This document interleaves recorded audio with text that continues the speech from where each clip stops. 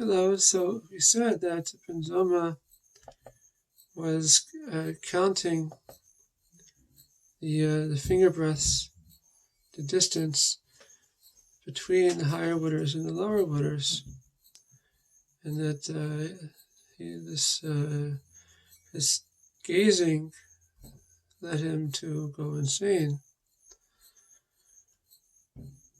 So we want to think about how to rectify that. And on Lag BaOmer, we have many good lessons from Rabbi Shimon Bar Yochai. One is about the importance of Achdus Yisrael, the unity amongst the Jewish people, that at one time there was a drought, and through teaching Torah on the first verse of chapter 133 from Psalms, Hine ma tov ma na'im, shavas achim kam yachad. Behold how goodly and pleasant it is for brothers to dwell together. So togetherness, achdus. And so by teaching Torah on that, it was able through his words of Torah it began to pour down rain. That for other sages they would prescribe fasting and supplications, but for Rabbi Shimon Bar Yochai it was enough to teach, to open his mouth to teach words of Torah. And we said that the point at which the higher waters and the lower waters kiss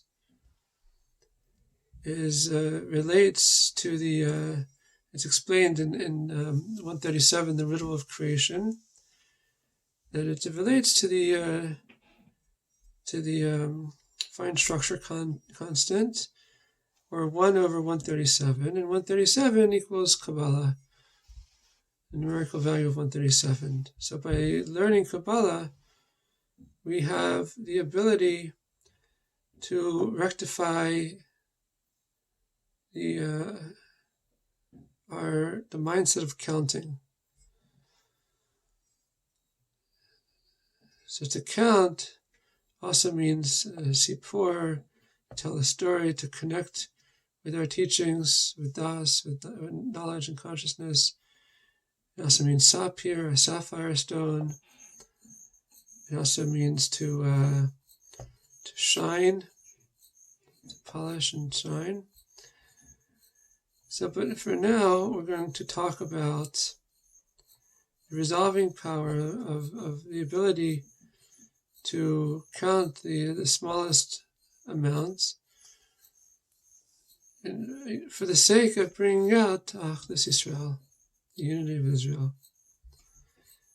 We see that though we have only 3 patriarchs and 4 matriarchs, they divided into 12 tribes. Later, these 12 tribes divide into the 70 souls that descend to Egypt. Finally, the greatest division of the Jewish people in the Torah and the revealed tradition in general is the 600,000 souls that came out of Egypt. Kabbalah recognizes these 600,000 as representing the 600,000 soul roots of the congregation of Israel. But Kabbalah also recognizes a further division. Each of the 600,000 soul roots contains 600,000 sparks. Each of these sparks can enliven an entire body for an entire lifetime.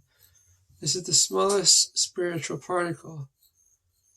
So the inner dimension of the Torah measures the potential of the Jewish people as 600,000 squared individuals. So there's a wonderful example of going to the depth of the smallest possible part of the inyan of the concept, and bringing about the unity.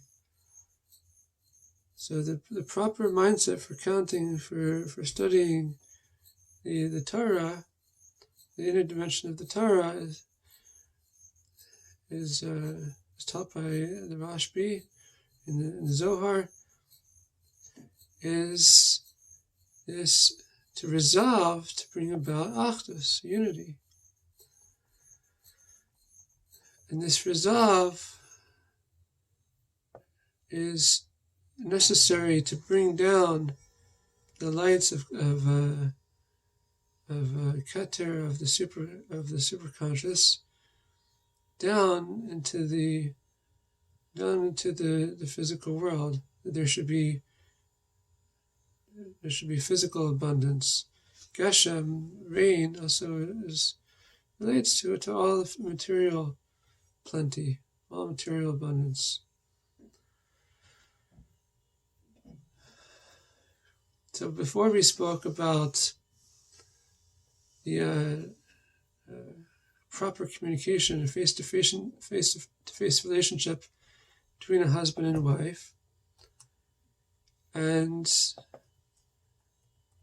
if there is wholly devoted communication, then there's nothing in between. There's nothing that can get in between that relationship.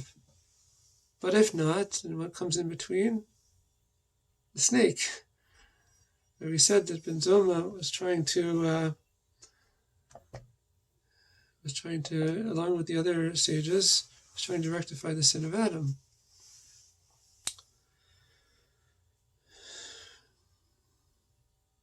So it says that if man would not have sinned, then the snake would have become man's great helper, his shamash, attendant, meaning that he would control all of materiality. The snake was the one who was wealthy, allowing Adam and all his children to learn Torah. All the blessings of life, livelihood, and children would have passed through the snake. This is what it means that the snake was meant to be the helper, and man would have been free to spend all his time knowing God. This was what God had in mind. The snake was supposed to provide for everything. But for now, we haven't merited this, but it's good to know what God's original intent was. The amazing thing is that this is all taught on the verse, how pleasant it is for brothers to dwell together, where the brothers are man and the snake. This is how this verse is explained. So, this is the ideal state, is that to let this teaching sink in. It's pretty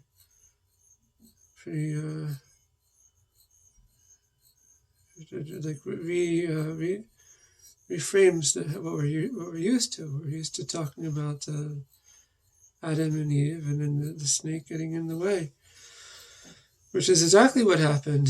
But the snake was also a creation, and was also there for a purpose. But it's that Adam had to withstand the test of the snake, and not to.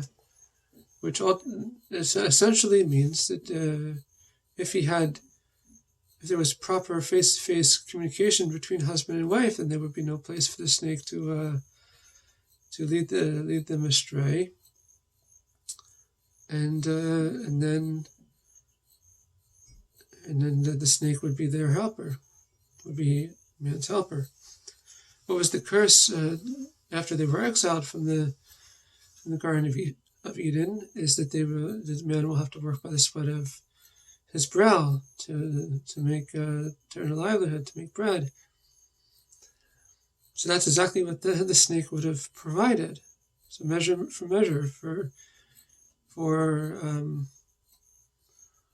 succumbing to the whole breakdown of the communication in Adam and Eve's relationship, and was brought about by sin, by listening to the snake, and so that's measure for measure. That's the punishment for Adam.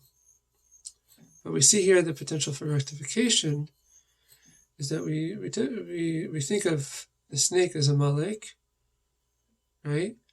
As the force that's trying to cool us down and to bring about doubt and to turn us away from God. It's all true. But it's also, if we overcome that test, then even Amalek will do teshuva. That's what it says. And even Amalek, ultimately, we're promised that Amalek will turn to God. So it's like Amalek wants to lose. The snake wants to lose. And for them, winning would be losing. Like the king who sends his son, his only son, he wants to test him, make sure he'll be a good king. Sends him out to the world, and he's tested by a harlot. So if he overcomes that test, and the father washes him off, cleans him off, and welcomes him back with open arms. He welcomes him back regardless, but he's waiting to see if he overcomes the test, withstands the test.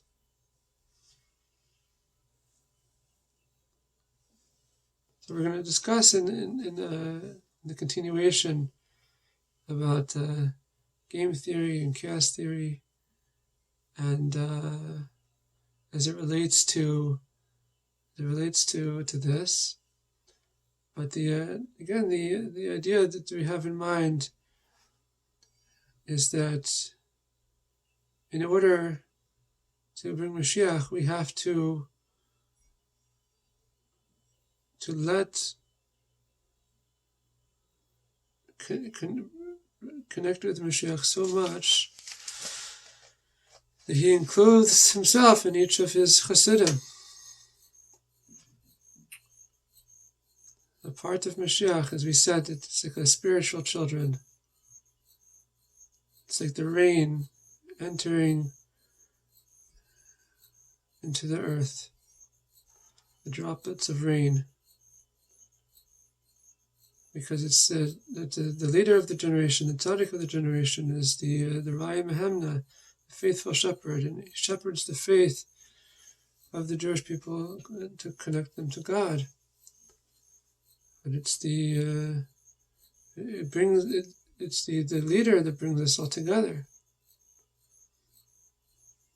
The head that brings together the 600,000 feet of the body.